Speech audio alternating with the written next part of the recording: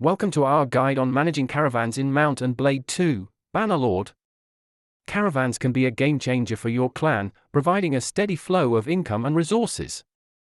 Managing caravans brings numerous benefits to your clan, including increased income, influence, and access to rare goods.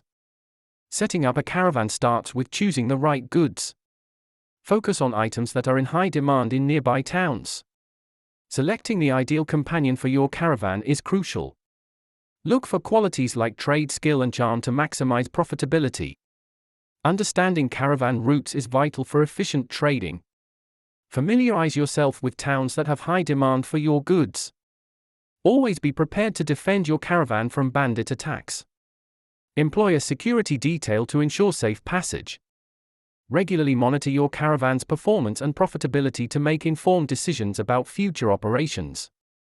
As your clan grows, consider upgrading your caravan for expanded capacity and better efficiency.